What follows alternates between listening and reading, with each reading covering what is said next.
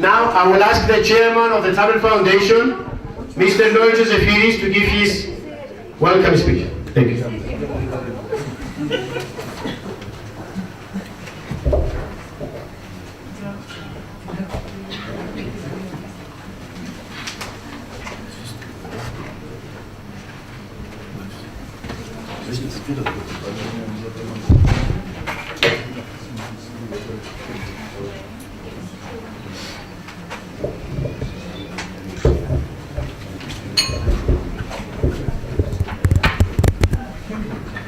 Good evening.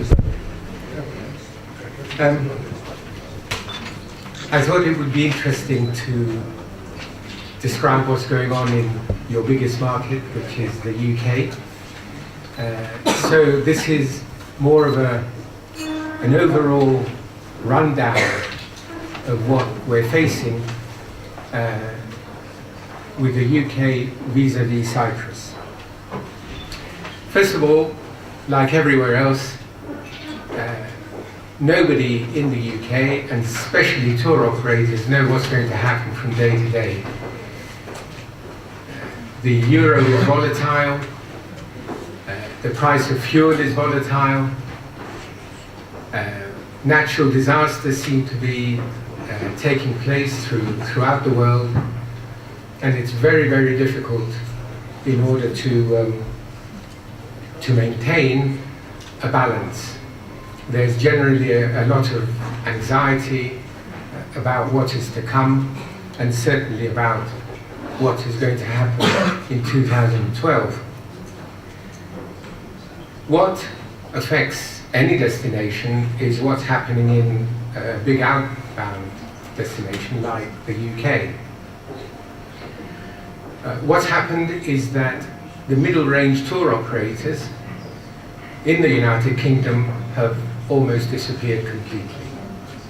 So what you have is two very big companies at the top and nothing in the middle. The other thing that's beginning to happen is that the traditional Cyprus specialists are rapidly disappearing. There are very few brochures now that are published for Cyprus alone. And what has replaced the specialist is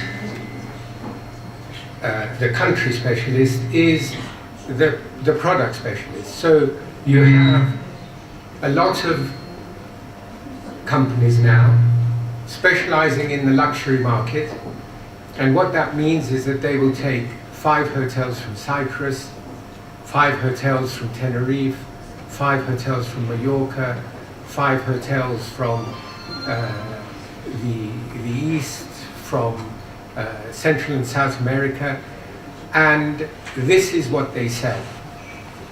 So there is no longer the know-how of a destination. Then there is the self-catering operator, in that the self-catering operator in the old days used to specialize in a country. Now that no longer happens, in that if you look at the self-catering, the villa specialists in Cyprus, they are now operating part in Cyprus, part in Portugal, part in Spain. So again, that's disappeared. The disappearance of the charter flight is another phenomenon. There are no independent charter operators now left in the UK. If you want to charter an aircraft, then you're really limited to either Monarch, TUI or Thomas Cook. There's very little else that's left there. And that also presents a problem to any independent tour operators. Then of course we've got the growth of the no-frills carriers, and what the no-frills carriers have created is certainly the death of the charter flight, and also have contributed to the demise of the middle range tour operator. The biggest problem that the no-frills carriers have is that they do not fill hotel beds. This doesn't only apply to Cyprus, it applies to Spain, it applies to Portugal, and places like the Algarve have substantial problems because the charter flight has been killed, the tour operators have withdrawn, but the hotels are not being filled by people booking on charter, on no-frills carriers. And of course, if you go to Paphos Airport now, you won't find tour operators waiting for clients. What you'll find is individual property owners. They will market their property on the web. Those people will book no-frills flights. They don't pay VAT. They don't take responsibility for what they're doing. Everything's in cash, everything's abroad, and it's impossible for a lot of operators to compete with what's going on. So 2011, I suppose the UK has held steady. What's going to be the trend for 2012? We will be very pleased from the UK if we maintain similar numbers to Cyprus as we had this year. A lot will depend on how Turkey and Egypt and Tunisia perform.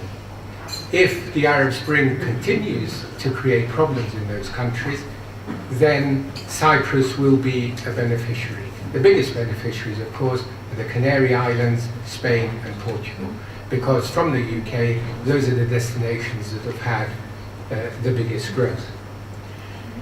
You will continue, as more and more no-frills carriers come into Cyprus, you will continue to see the growth of the private villa marketed by the individual owners. The whole market is saturated. They were promised all sorts of returns by developers in high rentals, which haven't materialized because there's enormous oversupply. And so you will find, as you are in 2011, that you can pick up a 3-bedroom villa with a private pool in Cyprus for around €200 a week. And that is impossible to compete with. So we've already seen a trend towards all-inclusives and also from hotels which are held exclusively. And we should understand why this is happening. This is happening because over the last 10 years, the big tour operators have lost complete control over a lot of their traditional markets. The no-frills carriers have moved in, moving millions of people, and so the only way that the large tour operators can maintain their position is by going for exclusivity in hotels, so that particular product is not available anywhere else. This is why it's happened. And on top of that, combined with the recession, you've got the whole phenomenon of all-inclusive. Now, no one's exactly sure where this is going to lead. And in fact, the Travel Foundation has commissioned some research into this, which currently is being undertaken in the Canary Islands, and then in this coming summer, this same research will be undertaken in Paphos. Because the worry is that with the recession and with the problems that are being created by people not leaving their hotels, that there will be, to put it bluntly, sooner or later social unrest, because it's creating a lot of difficulties, not only in the Cyprus market, but in the Spanish market, in the Portuguese market, everywhere. It's going to be very interesting to see what the results of this research are, because there are all-inclusives and all-inclusives, and there has to be great care as to how we tackle this problem. Of course, in democracies, there's very little you can do. You can't turn around to hoteliers and prevent them from turning their hotels into all-inclusive if they feel that they're going to have a very poor season, and at the same time you can't prevent tour operators from embracing what is very much in fashion in the UK. The only interesting thing that's happening, of course, is the increasing growth from Russia and to a certain extent Poland. If you look at how Russia is doing now, it reminds us in the UK of the golden age of Thomson and Intersun and Air Tours, where there was enormous power from these tour operators, and at that time, of course, Cyprus was a very fashionable destination from the UK. Now it's a very mature destination. But in those days, we were getting exactly the same growth from the UK to Cyprus as we're seeing from the Russian market now. It's interesting that this is happening, and it will definitely be beneficial to the Cypriot economy. So the UK powerhouse is now being replaced by the Russians and the Eastern Europeans. And the interesting thing to note is that all these people arrive on charters, because it's charters that are filling the hotel beds that these new areas are devoted to Cyprus. There's also a movement in Cyprus towards rural tourism. But when you speak to a lot of the suppliers of rural tourism and these boutique hotels that are springing up in the mountains, their biggest problem is that the UK, which is the biggest Cyprus market, is not delivering. So if you speak to any of them, their biggest complaint is, but we're not getting anybody from the UK. They're getting Dutch, they're getting Germans, they're getting French, they're beginning to get some Italians, but in the UK we have a problem. And the problem is, of course, that the tour operators who, let's say, would specialize in this market are no longer there in many cases. And the other problem which we have to overcome is that the vision that the UK market has of Cyprus is not for that kind of product. The vision that they have, or what they believe Cyprus is very big hotels on the coast. That's what Cyprus is associated with. And it's going to be quite a battle in order to change this perception.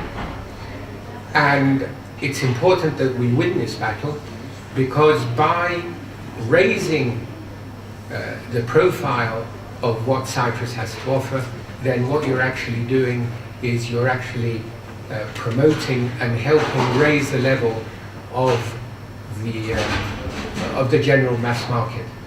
Because one of the challenges is that still Cyprus is still thought of as a mass market destination, and however much we want to call it a quality destination, we're still missing out on that.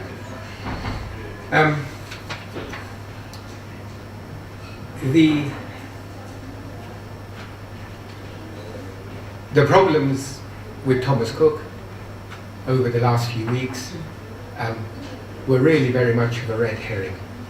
There never was a particular problem with Thomas Cook.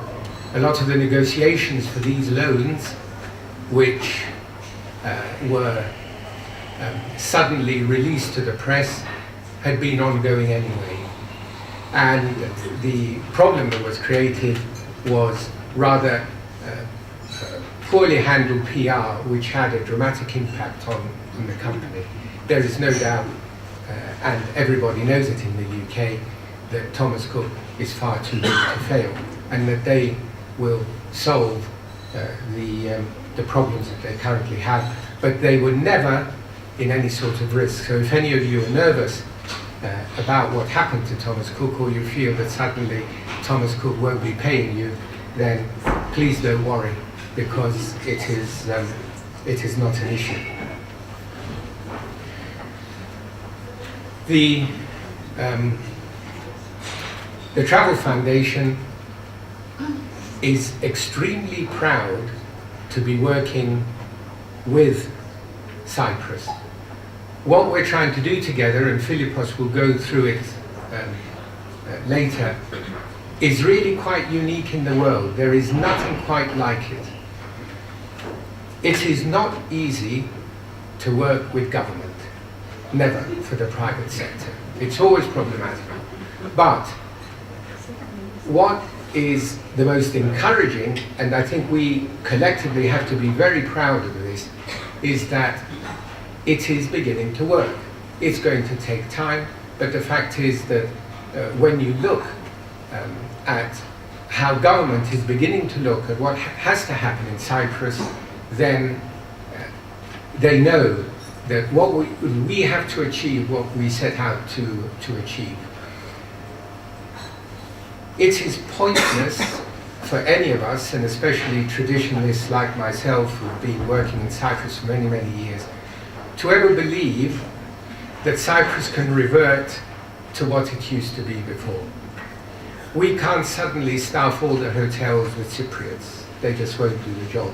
We have to accept that a lot of what we're offering now is available in a lot of other destinations, and whether you're in Cyprus or anywhere else, it's going to be much the same. But the moves that are being made to improve the beaches, to improve the infrastructure, to begin to work on solid waste, the emphasis on golf courses, the emphasis on marinas, to someone like me, the last thing that Cyprus should ever do, but the fact is that it's there. And what we have to do is make sure that we do it well. And this is where the work of the Travel Foundation combined with the CTO is very, very vital, because we have to make sure that what we're doing is the best. And certainly we know that this can be achieved. So I think everybody who's here, and I'm probably preaching to the converted, knows that the work that is being done is very vital, and that we should continue with it, and that we shouldn't fail, but at the same time to have reached what we have already we should have a lot of pride in that, because no other country has managed to do that. What we've got here and what we've begun here is unique, and we should make sure that it succeeds. Thank you very much.